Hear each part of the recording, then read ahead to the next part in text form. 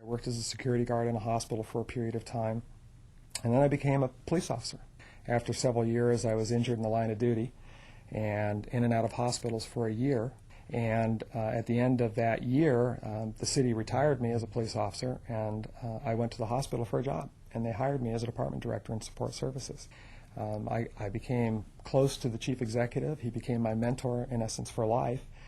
Encouraged me to go back to school and get my postgraduate degree in healthcare administration, which I did.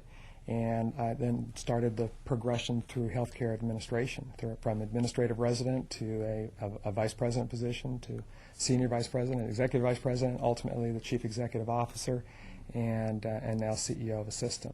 We need to go into the community and, be where our patients are, because most of our work should be in the prevention area, not in the let's fix it once it's broken area.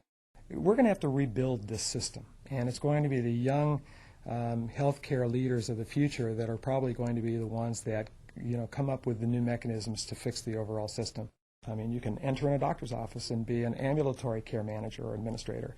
You can enter into a large medical group like Scripps Clinic, and there's an array of frontline early management supervisory jobs, be that in imaging or the laboratory, or we even have an internal consulting arm here. When I came to Scripps, I volunteered with the Red Cross, became a Red Cross instructor in CPR and first aid. And again, I got my EMT as well, and so I teach CPR and first aid skills to the non-clinical people, most of them here in the corporate offices.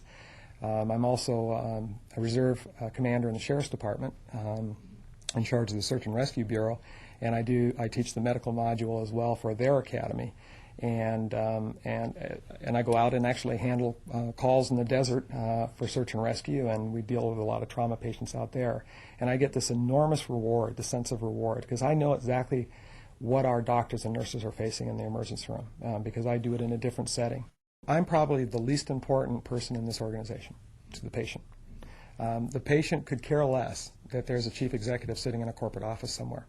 My job is the health of the organization. If I do my job in the background and I create a motivated workforce and an educated workforce, the quality and the level of care improves, and that's the value. The nuts and bolts of workforce education is the responsibility of Stephanie Becerra. She's learning leader at Scripps Center for Learning.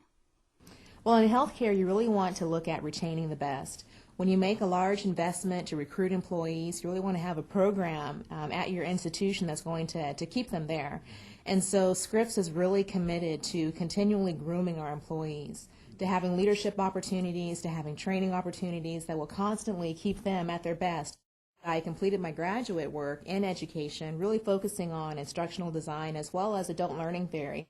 So it's been a perfect match because the Center for Learning really is looking for individuals that are able to identify how do you create a learning opportunity that's going to meet the unique needs of adults, especially considering the healthcare profession where it's changing constantly. The senior leadership at Scripps is completely behind learning.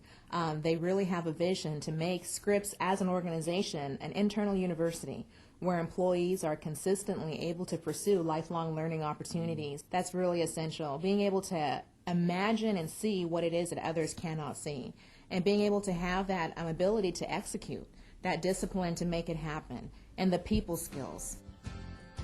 This program is brought to you by the American College of Healthcare Executives, an international professional society of more than 30,000 healthcare executives who lead hospitals, healthcare systems, and other healthcare organizations.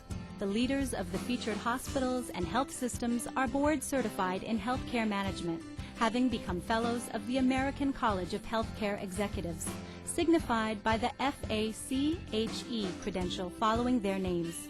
For more information, go to ache.org.